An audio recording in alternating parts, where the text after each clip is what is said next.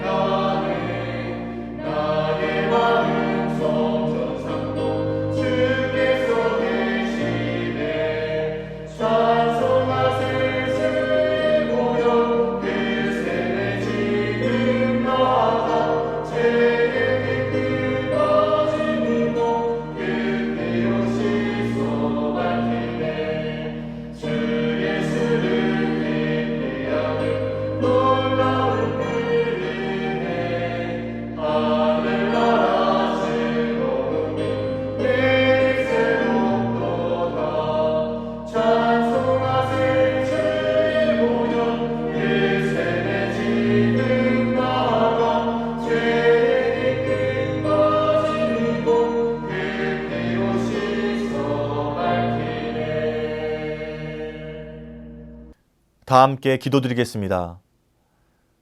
사랑과 은혜가 충만하신 하나님 아버지, 오늘도 우리에게 귀한 날 허락하여 주시고 이 하루를 주님께 가까이 나아와 시작하게 하시니 감사합니다.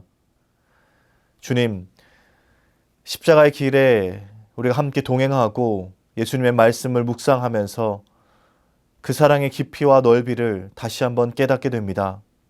주님, 우리에게 베푸신 그 사랑에 우리가 신실하게 응답할 수 있도록 인도하여 주옵소서. 그 사랑을 외면하고 망각하는 것이 아니라 그 은혜와 사랑에 우리가 반응하고 그 사랑을 깊이 누리며 세상에 흘려보낼 수 있도록 인도하여 주시옵소서. 주님, 여전히 우리 곁에 많은 신음소리가 들려옵니다. 우리가 그 소리에 외면하지 않게 도와주시고 주께서 그들에게 은혜와 위로를 베풀어 주시옵소서. 그리하여서 잿더미가 되고 황폐화된 그 땅에 다시 한번 꽃이 피어날 수 있도록 주께서 은총을 베풀어 주시옵소서. 그들의 삶을 회복시켜 주시옵소서. 우리 수유제일교회를 위해 기도합니다. 주께서 지금까지 은혜로 붙들어 주셨던 것처럼 앞으로 우리가 걸어가야 할 길도 은혜로 안내해 주시고 우리가 그 길을 따라 한 걸음 한 걸음 묵묵히 걸어갈 수 있도록 인도하여 주옵소서. 오직 주의 뜻을 이 땅 가운데 펼쳐나가는 주님의 몸된 교회 되게 도와 주시옵소서. 이제 주님께서 허락하신 말씀의 자리로 나아갑니다. 오늘 하루도 이 말씀과 함께 주님과 동행할 수 있도록 인도하여 주옵소서. 감사드리며 예수 그리스도의 이름으로 기도드립니다. 아멘. 오늘 하나님께서 우리에게 주신 말씀은 시편 130편 말씀입니다. 여호와여, 내가 깊은 곳에서 주께 부르짖었나이다. 주여, 내 소리를 들으시며 나의 부르짖는 소리에 귀를 기울이소서. 여호와여, 주께서 죄악을 지켜보실진데 주여, 누가 서리이까? 그러나 사유하심이 주께 있으면 주를 경외하게 하심이니이다.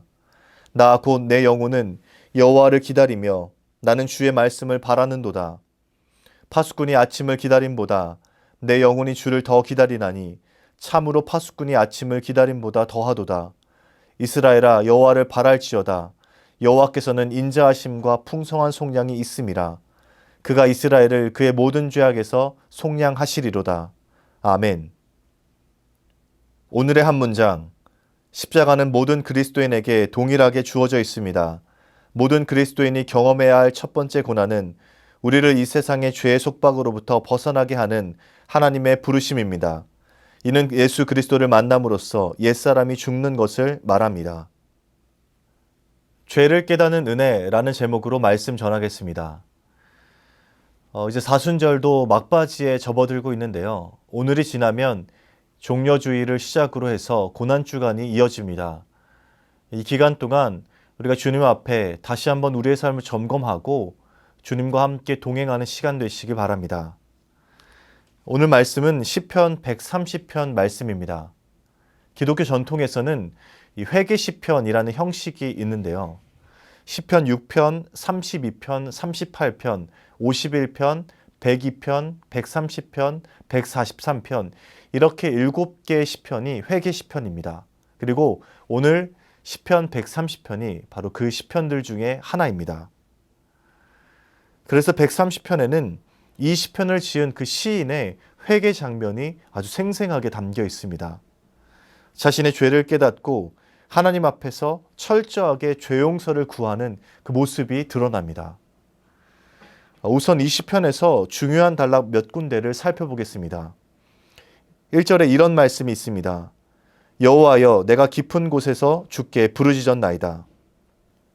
시인은 여호와께 깊은 데에서 부르짖었다고 말합니다.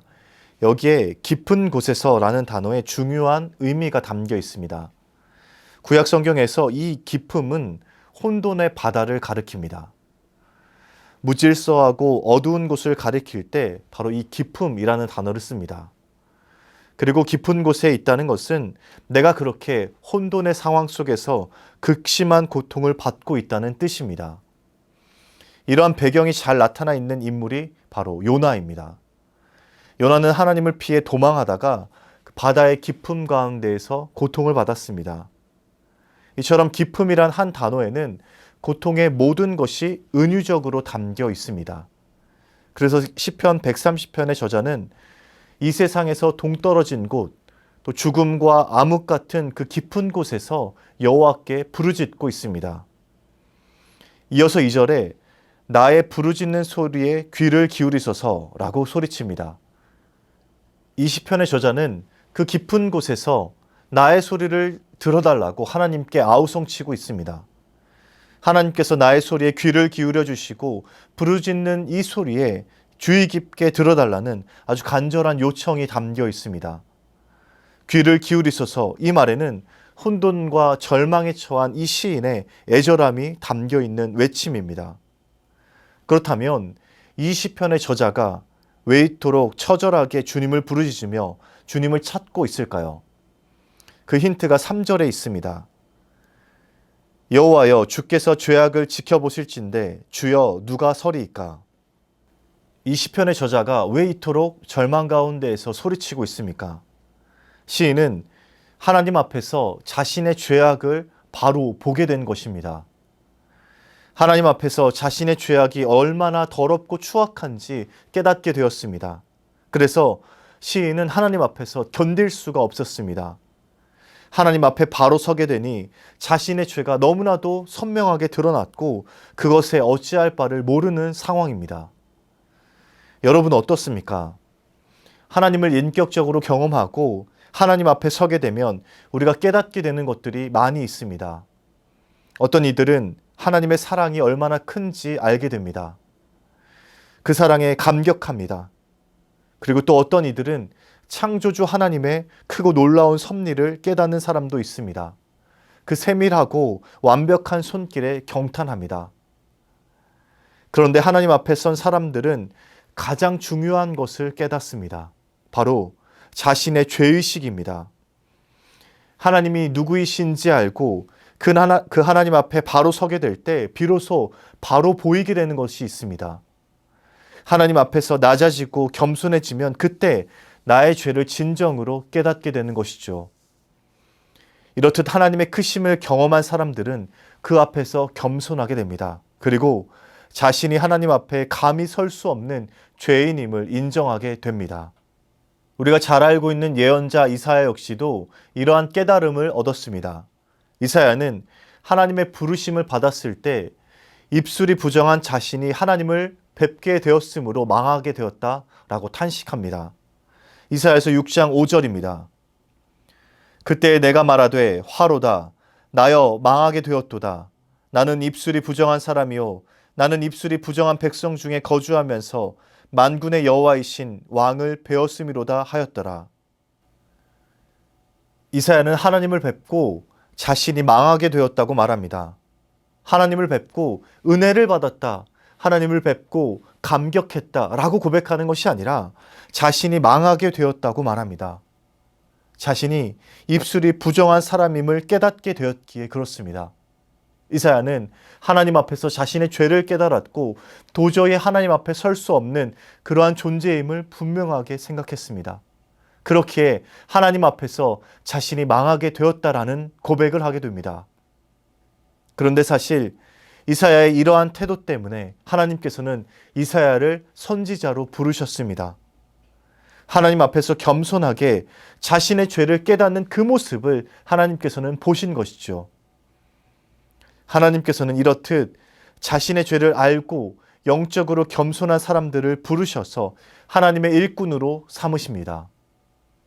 그런데 하나님 앞에서 자신의 죄를 깨닫는 것보다 더 중요한 단계를 우리는 거쳐야 합니다. 죄를 깨달은 다음에 아직 우리가 거쳐야 될 중요한 과정이 남아 있습니다. 하나님께서는 추악한 죄인을 부르셔서 부정한 사람들에게 은총의 단계를 거치게 하십니다. 부정함을 씻어주시는 그 은혜의 단계를 주시는 것이죠. 자비롭고 인자하신 하나님께서는요, 자신이 죄인임을 인정하는 이들에게 속죄의 은혜, 속량의 은혜를 베풀어 주십니다. 이사야에게도 그러한 과정이 있었습니다. 하나님은 이사야의 부정함을 사하시는 그 환상을 보여주십니다. 그리고 그 이사야가 담대히 하나님의 말씀을 전하도록 은혜를 베풀어 주셨습니다. 이사야서 6장 6절에서 8절 말씀입니다. 그때 그 스랍 중에 하나가 부젓가락으로 제단에서 집은 바 핀 숯을 손에 가지고 내게로 날아와서 그것을 내 입술에 대며 이르되 보라, 이것이 내 입에 닿았으니 내 악이 제하여졌고 내 죄가 사하여졌느니라 하더라.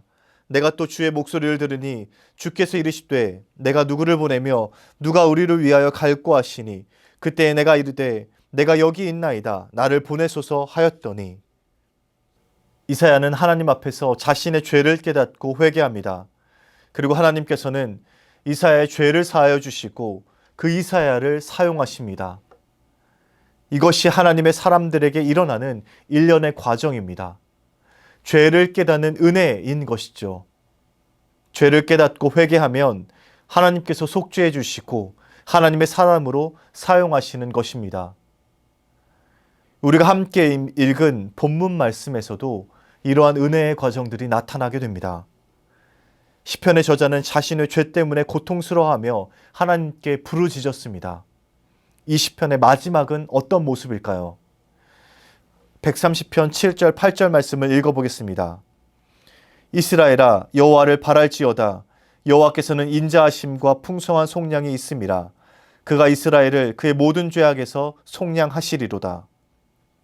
이 시편의 저자 역시 하나님 앞에서 고통스러운 죄 고백을 한 뒤에 죄를 속량하시는 분이 하나님임을 깨닫고 다시 하나님께 엎드립니다. 하나님께서 나의 모든 죄악을 속량해 주실 분임을 깨닫고 그 하나님께 자신의 모든 존재를 건 것이죠. 이 시인 역시 하나님 앞에서 겸손한 참된 하나님의 사람의 모습을 보이고 있습니다. 이 고백이 그렇게 중요합니다. 여호와 하나님께서는 인자하시고 분명 우리의 죄악을 속량해 주시는 분이기 때문입니다. 하나님을 알고 인정하고 나의 죄를 고백하는 것이 그렇게 중요합니다. 거기에 은혜가 있고 하나님의 뜻하신 바가 있습니다. 그렇게 우리는 반드시 하나님 앞에서 겸손하여 우리의 죄를 고백해야 합니다. 그때 하나님께서 분명 우리의 죄를 맑게 씻어 주십니다. 오늘 시편 말씀과 이사야를 여러분들이 분명 기억하시기 바랍니다. 하나님 앞에서 겸손한 자는 자신의 죄를 먼저 깨닫게 됩니다. 그리고 그 죄를 고백하고 하나님께 속량의 은혜를 구하게 됩니다. 그리고 우리 하나님께서는 그들을 외면하지 않으시고 그들의 죄를 속죄하시고 그들에게 영광과 영생을 보장해 주십니다. 사랑하는 수유제의 교회 성도 여러분, 예수 그리스도께서 스스로 낮아지심으로 우리를 구원하셨듯이 우리도 언제나 하나님 앞에서 겸손하여 우리의 죄를 깨닫고 그 죄를 회개하시기 바랍니다. 그리고 우리의 죄를 사하여 주실 주님께로 한 걸음 더 가까이 나아가서 하나님의 그 은혜를 마음껏 누리게 되길 주님의 이름으로 축복합니다. 사랑의 하나님, 하나님 앞에서 죄를 깨닫는다는 것이 우리에게 너무나도 고통스러운 과정이지만 그것이 우리에게 은혜이고 은총임을 우리가 다시 한번 깨닫게 되었습니다. 주님, 주님의 그 은혜를 구하며 우리의 죄를 고백하고 하나님 앞에서 다시 한번 우리의 삶을 점검할 수 있도록 인도하여 주시옵소서. 이사야처럼 시편 130편의 저자처럼 우리의 죄를 탄식하며 고백하고 철저하게 회개하는 과정을 거치고 다시 하나님 앞에 우리가 온전히 설 수 있도록 주님 인도하여 주시옵소서. 그래야 해서 하나님의 그 은혜가 너무나도 크고 놀랍다는 것을 다시 한번 깊이 경험하고 그 은혜를 누리며 살아갈 수 있는 우리 모두에게 도와 주시옵소서. 연하여 주님 가르치신 기도를 드리오니 하늘에 계신 우리 아버지, 아버지의 이름을 거룩하게 하시며 아버지의 나라가 오게 하시며 아버지의 뜻이 하늘에서와 같이 땅에서도 이루어지게 하소서. 오늘 우리에게 일용할 양식을 주시고 우리가 우리에게 잘못한 사람을 용서하여 준 것 같이 우리 죄를 용서하여 주시고 우리를 시험에 빠지지 않게 하시고 악에서 구하소서. 나라와 권능과 영광이 영원히 아버지의 것입니다. 아멘.